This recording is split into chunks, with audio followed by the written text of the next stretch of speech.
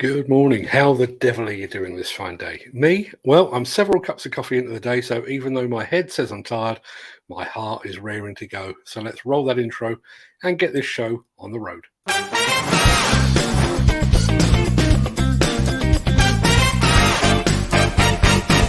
Welcome to the Breakfast Show.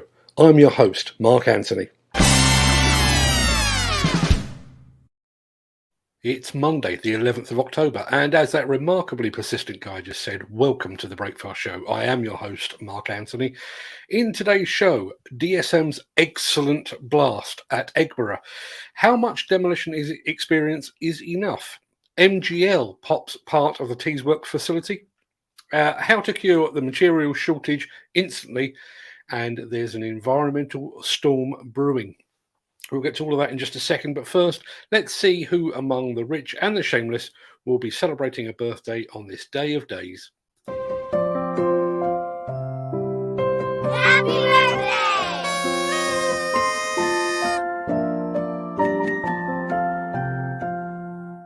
And it's many happy returns to Henry John Hines, founder of the baked bean and ketchup company that still bears his name to this day. Happy birthday also to World Cup winner and comb-over specialist Sir Bobby Charlton, and to fellow footballers the flamboyant Rodney Marsh and Ronnie Rosenthal. And happy birthday to the tall half of Hall & Oates, singer Daryl Hall, and to the short half of French and Saunders, comedian Dawn French. Many happy returns to them, one and all.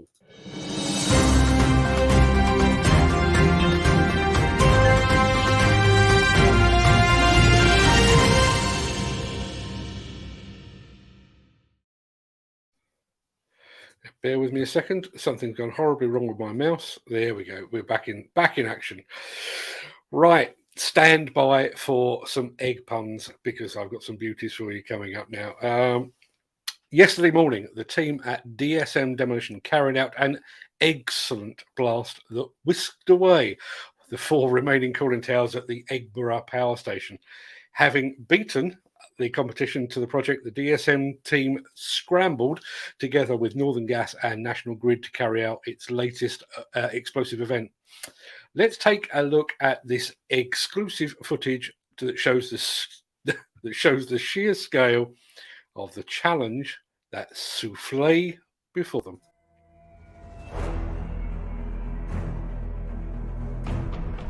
Fire now!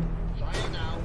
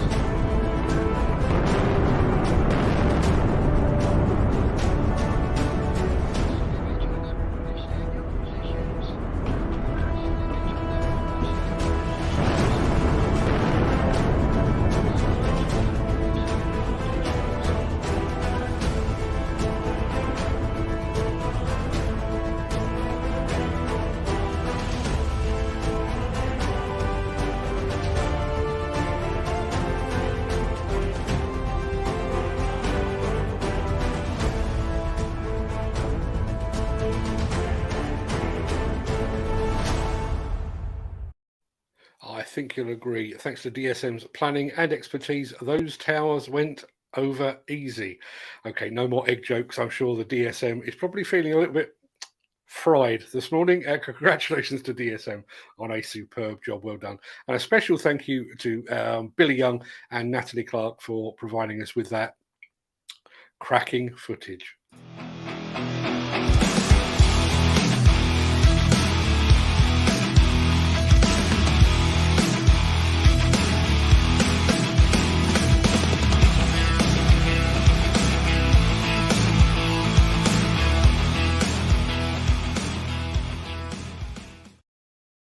And we're going from one big bang to another. The Teesworks facility in the northeast of England is fast becoming to demolition what the HS2 project is to construction. It is the gift that keeps on giving. It seems that rarely a day goes by when there isn't a significant development of some kind, and this weekend that development was yet another explosive demolition event, this time carried out by the fine folks at MGL. Check this out.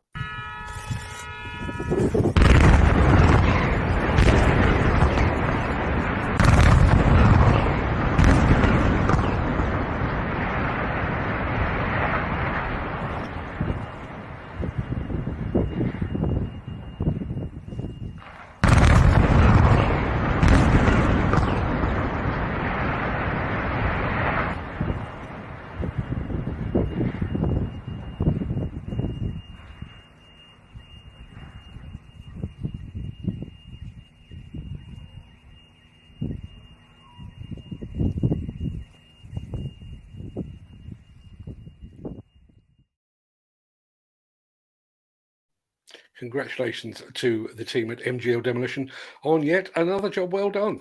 Axsoft and Svantec are your high-end partners for noise, vibration, dust and air quality systems, sensors and software. To find out more, visit axsoft.co.uk or call 01234 639 550.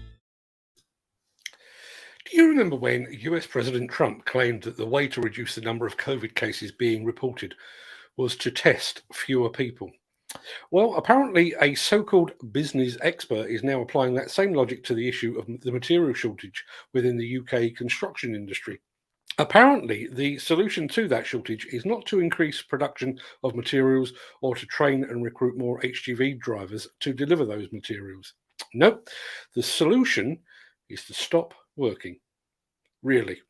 Well, next tonight, it's something of a paradox, but could we increase productivity by stopping production? It's been suggested that a temporary shutdown of certain industries could prove effective. Some building firms have been trying it out over the summer months in the hope they'll be more productive now. But could it really work for the whole of the construction industry? Lauren Hall has this report. The problems facing the construction industry have been piling up. There's a shortage of workers and a shortage of materials. It's no wonder some feel like stopping and downing tools. In fact, it's been suggested that may help the situation. The summer shutdown is, as per Europe has been doing for several decades, where everybody goes off on nice long holidays for several weeks during July and August, and firms close down. These summer shutdowns used to happen in our factories, and it's still common practice in Europe. The idea is if you do it when many are on holiday, you're not operating with half a workforce, and everyone gets a break, so it can boost morale. We've got about 10, 15 people on site at the moment. Dan Grimshaw runs a construction firm, and in recent years they've been shutting down for a few weeks in August, a time when many of his workers are off visiting family in Eastern Europe. If you think it might work for your business, then I would encourage it. And what we've learned is that there's no need to be afraid to try it, and clients particularly are responding in a positive way. It's also been well received by his workforce. It works a lot for us because we are from Eastern Europe, and we tend to go for 2 or 3 weeks in the summer anyway. I would love to go on my holiday back home, see my parents. Obviously, I visit different places throughout Europe, and I see that in Europe it's quite common, the summer shutdown. So I would love to see it in Britain as well. So what about everyone doing it at the same time? A national shutdown of the construction industry. Saul Humphrey, an industry expert from Norwich, isn't convinced. From time to time, these things are muted and probably seem like a really good idea to many. I think we have to be conscious of the unintended consequences of such actions. If we force a huge section of the labour force to take a holiday at the same time, that can be quite an imposition. Securing a national shutdown would need a lot of support, and it's not got it from the unions or the Construction Industry Council. There would have to be widespread consultation throughout the industry if this were ever a serious proposal. But instinctively, I think it would cause more problems than it solves. First of all, it's a huge industry. Then there's the issue of emergencies. I mean, a lot of construction work is emergency work. And lastly, if a school or a hospital needs a new classroom or ward and the industry's away for 3 weeks, imagine the uproar that would cause. It may not catch on, but it has sparked some discussion. So perhaps more firms will be giving it a go next year. Yeah, and that marvellous piece of reporting was given airspace on primetime news. Unbelievable. So on Friday last week, a 50-year veteran of the UK demolition industry uploaded a post on the LinkedIn social media platform. In it, he said he'd been speaking to a young person who was planning to apply for a demolition supervisor's course and competence card, even though he only had about 3 years demolition experience.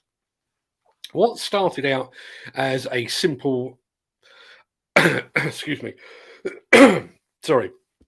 What started out as a simple, though forthright post quickly escalated into a full-blown debate about the ease with which some people seemingly obtain competence cards and the commercial nature of the various competence card schemes. I got dragged into all of that when someone suggested that I pose the various questions raised to Howard Button, the head of the UK's National Demolition Training Group. For the record, the door is very much open if Mr. Button would care to join me on the show. While we're waiting for that to happen, or not as the case may be, I thought we should put all of this to the vote. So I've created a very simple one-question survey that uses a drop-down box to allow you to have your say on how many years a demolition worker should have in terms of experience before they're even considered worthy of applying for a demolition supervisor's card. You can find a link to that survey in the chat right now. You can also find it over on demolitionnews.com as well. The Miller GT series heralds a new era of unrivaled power and cutting-edge intelligent coupler technology, increasing job site safety, machine versatility, and productivity. It's the added versatility that you need at the value you can afford. To find out more, visit millergroundbreaking.com. Houston, we have a problem. Or more correctly, Houston, we're about to have a problem.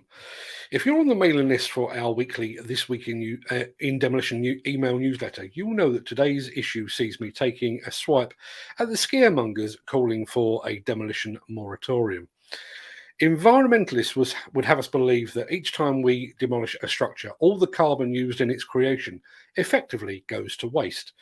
Now, in today's newsletter, I've taken against this argument and several more besides. But just because I don't necessarily agree with the way in which the facts are presented doesn't mean the environmental claims are invalid. In fact, they most certainly are valid. A United Nations study suggests that the global construction industry is to blame for between 10 and 15% of the world's total CO2 output. Worse still, the Chatham House think tank says that if the global cement industry was a country, it would be the third most polluting on the planet, just behind China and the US. Despite my own reservations and quiet protestations, make no mistake, there is an environmental storm coming towards this industry. And that storm will make no distinction between demolition, where materials reuse is considered the norm, and the profligate construction sector, where materials waste is just considered an occupational hazard. Although we've still got a little bit more work to do, we are planning to begin devoting a part of this show to this very subject. We'll be doing so in conjunction with a new partner and collaborator who will help place us, and therefore you, at the very cutting edge of the environmental revolution that is gathering pace all around us. So be sure to watch this space.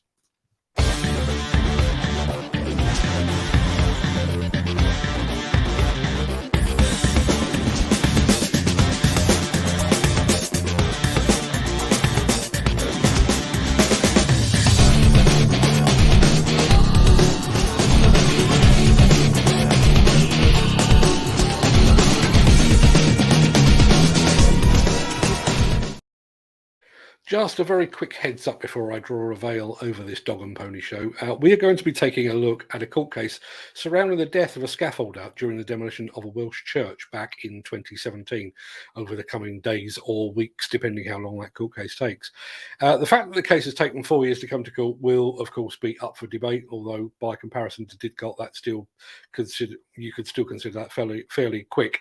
But far more importantly and potentially worrying is the sheer number of individuals that are facing prosecution over the incident. In addition to the heads of both the scaffolding firm and the demolition company involved, the court case will be examining the involvement of the building's owner, a partner at the scaffold design company, a consulting engineer, and the health and safety advisor to the demolition company. The ramifications could be huge for the wider industry, so we will be following this one with considerable interest. And then, rather more cheerfully, later today, those fine folks over at JCB will be hosting yet another virtual product launch, this time involving, I believe, a rotary telescopic handler of some kind. So make sure you tune in tomorrow when, technology allowing, we will have some more details on all of that for you as well. Sorry to interrupt the guy with the funny glasses, but if you're enjoying this video, please hit the like button as it helps our channel. Or, better still, share this video with a friend or a colleague. Thank you. Right, back to Beardy.